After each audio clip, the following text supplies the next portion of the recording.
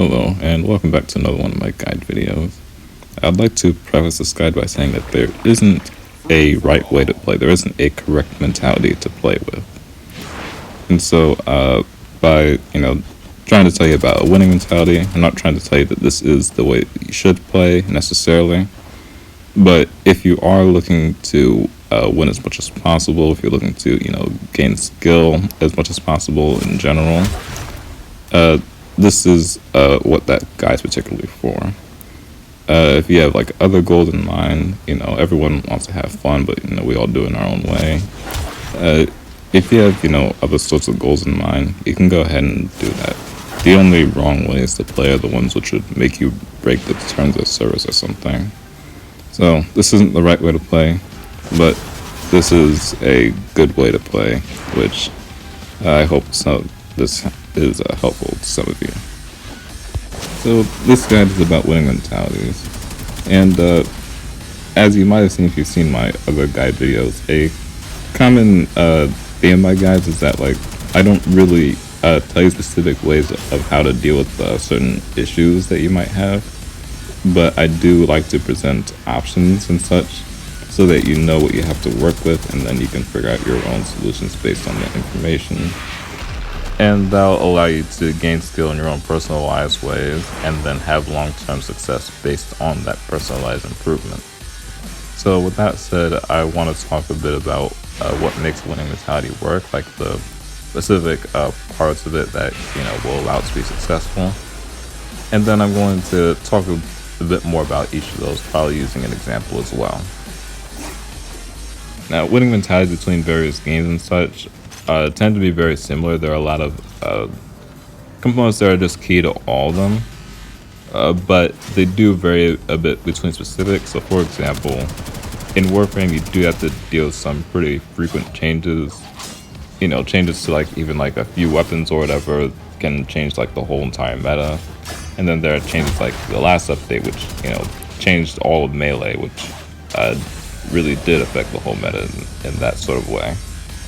So you can see how the ability to adapt would be highly important, as opposed to a game like, say, chess, at least presumably. You just get a lot more significant changes over time and somewhat frequently. And so that's something that you always have to be prepared for, and it might take you a while to, be able to learn the different ways to deal with the certain changes, unless you become good at, adapting. With that said, I split this into three categories of what makes a winning mentality. And the first of those three categories are observation, which I'm going to talk about all of these three in more detail in a little bit, but the main importance of observation is that you understand basically the whole struggle of whatever problem you're having. So whether it's an overpowered weapon or just someone has a lot of skill, you want to see exactly what it is that's giving you trouble, so then you can move on to the next step, which is mindful adjustment. I specifically say mindful adjustment because you want to become good at adapting. It's often not enough to just adapt, although that will work temporarily. You want to be good at adapting, so you want to be really mindful of what you choose, so that you can make similarly good choices later on. If you can make good choices like that consistently, then you're very much on the right track. And then finally, there's refinement.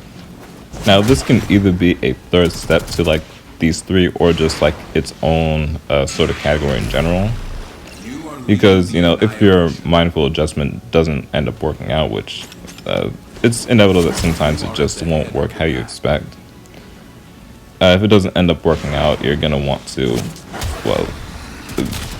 basically refine that. You might find some aspect of that solution to work, but then some other aspect needs some work to actually be able to have the success that you're looking for.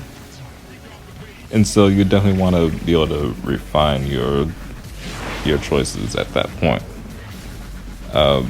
But even if you're not having a specific challenge to deal with at the time, you'd still want to know how to deal with certain things better.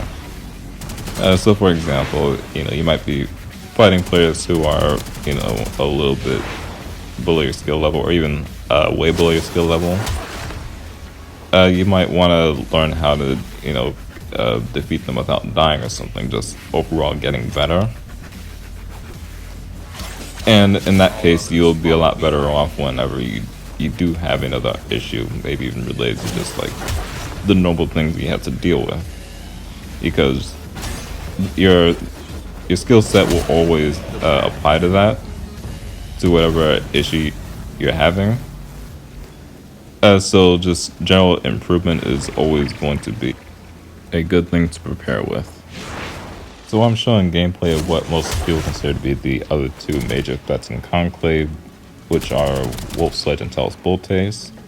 I'm going to be talking about static core as my main example for this whole mentality, and I'm not going to be talking about it in much detail, mainly because I do plan to make a whole separate video about that, for both using static core well and being able to counter it better. I'm just going to talk about static core, assuming that people are just using the charge shots with that one mod, Heavy Warhead, which would increase the blast radius and such. So let's look at the first step, being observation. And so when you see static, you can easily see that people will charge a bolt to fire, and then that bolt will come at you somewhat slowly, but then the blast radius will be pretty large, like I think it's a 6 meter radius when you have that mod on. So it's going to be a pretty wide blast radius, and it's going to deal a pretty hefty chunk of damage depending on how much they charge it up. That's the sort of stuff that people can see pretty easily, but something that people should really be paying attention to beyond that are stuff like the overall charge time, the overall DPS, the different ways you can be resistant to certain effects. And while it may be a specific weapon, that's the issue, pretty much regardless of what else the user is using, or like who the user is. You do also want to take into account things like, their skill sets, whether you're trying to look at the average user skill set or whatever. You also want to pay attention to the overall situation of the match. So like, while you might be focusing on like a static core user who's giving you trouble, you could use the other players to your advantage. So like, you could take advantage of whether that person is targeting a different player, or just do other sorts of tactics which involve taking advantage of what the other players are doing. And on the other side of that, if you don't account for the other players at all, then you might often be caught by whatever they're doing if you're just too fixated on that one specific problem. Or it could be 1v1, which would also change the whole dynamics of the situation, since you would be like the only focus and stuff. Or you could be in a team situation in which you have other players to help you out in the situation with. So once you understand like why it's so strong and the specific weaknesses that it has, as well as the situation that you have to work with, then you can move on to the mindful adjustment. And now, so in the case of trying to kill your average static core user, you actually do have a few options to go by, and probably more options than I can think of at the moment, which is where your own skills, thinking, and such can come into play. You can think of brand new solutions to these sorts of problems. Maybe something that would work specifically for you, or things that other people could also use well but just haven't really thought of. So for example, you could use high mobility as a way of dodging static core, which was my initial solution to it. I would use a maximum mobility Titania, and that worked well for me. And there are other solutions like, just beating it in DPS, because static core has a pretty low overall DPS, so if someone using it is generally staying in your line of sight and stuff, then you can just use that to your advantage as long as you have the means to be able to outdo them in DPS, like let's say the right weapon plus the right accuracy.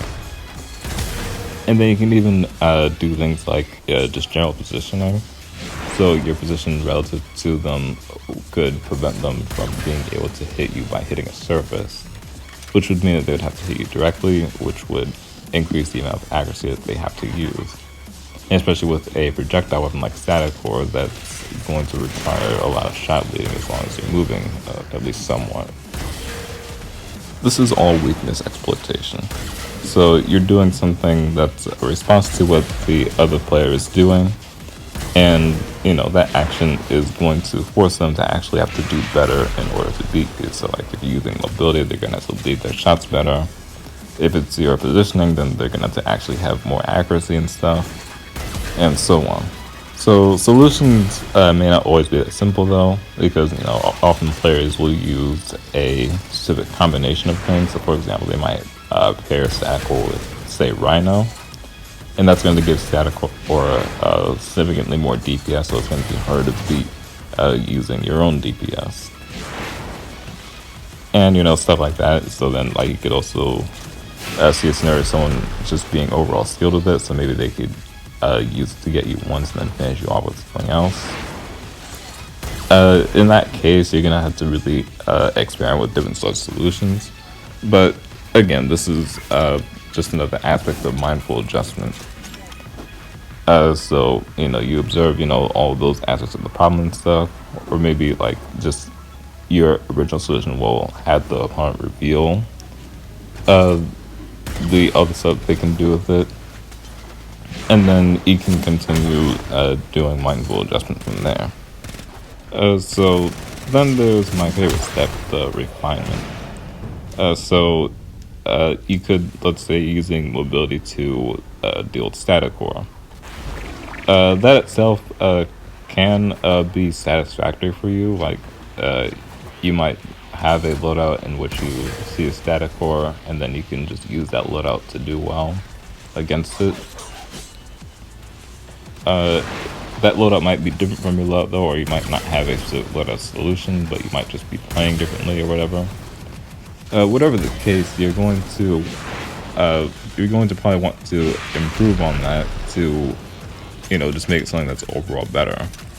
So at that point, it could be something that you're doing to just do better against specific threats, or it could just be something where you're trying to do better in general, which is actually how I got into using Zephyr. So like I was trying to use high mobility to counter static core. I eventually switched from Titania to Zephyr, and as a way of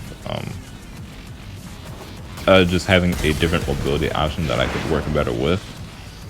And so and then you can see the results of that change and then further refinement based on that in most of my videos. So you just want to continue refining your skills. So like, for example, you can just continue using it, and eventually you will gain more mechanical skill with it, which people would often refer to as real skill, but that sort of disregards stuff like strategy, which you should also definitely be working on if you're serious about trying to win. And then you could also further experiment with that, because the combination of higher mechanical skill and better overall strategy would open up more options for you. So you can experiment with that more, or even just like experiment with the different things you can do with those individual skills. And the important thing to go on top of that is deliberate practice. So this is a key thing in just like skill gain in general, something that I see a lot in art, for example. But you want to spend time to specifically focus on certain skills, not exclusively, but definitely specifically. So you might play specifically with the focus on improving your mechanical skill, and so you would try to use that to your advantage as much as possible. Or you could try to be more on strategy or whatever. So as you can probably tell, improvement in Conclave is based on a variety of factors. You could be someone who's incredible at mechanical skill, for example, but then still be relatively low performing in the game because people have a variety of ways to counteract mechanical skill. And so you need to pair that with other skills in order to get far. Likewise, you can be a really strategic player, but if you don't have the mechanical skill to really work with that, your options are going to be really limited, and people will have a variety of ways to work around what you do. So like, if you look at the average wolf sledge user, for example, really powerful and stuff, but you can really get them with a wrong move, which I showed in some of the gameplay I showed. It's not even to say that these are bad players, it's just that there's always a way to counter stuff like this, even against really good players. Good as your skills may be, you still need to pair that with other skills in order to be highly effective with them. Likewise, this will also apply to other players, so they might have a skill that seems unstoppable, like really high mechanical skill, whatever. You can still use other skills in order to beat them. And even if they have a combination of skills that are really good, you can eventually work your way up to having a skill set which is enough to beat their skill set. Even if you aren't better than them in most categories, you can still often work around that. So as always, the link to the Conclave Discord server is in the description. I like to link that because it's a good place to go for general information about Conclave. Plus, increasing community interaction is always good. Which adds on to the one thing that I want to add on, not necessarily as a tip for the guide, but like just something I think is relevant enough to say here. But is that I think it's good to share your findings with the community. So if you're annoyed about stuff like static core, wolf sledge and stuff, first of all, you can, talk about it on the forums, and chances are that the devs will eventually get to it, even though they are oftentimes slow. But also, you can, just work towards, finding better ways to deal with it. And with more people knowing how to deal with it, it's going to be harder for people to use this stuff. And so, it can make for a meta change without any changes to the game itself. So that's all for now. I'll talk to you all later. Remains.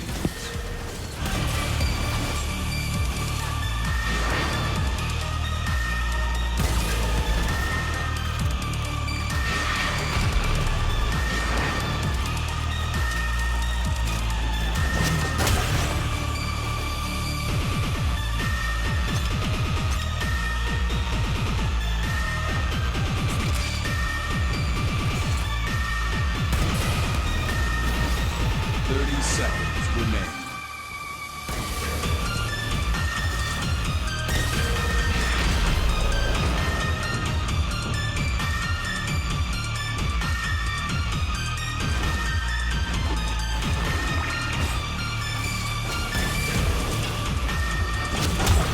Seconds remain. 5, 4, 3, 2, 1. Match over. In this loss, know that the Conclave is a grindstone forever sharpening the tenor.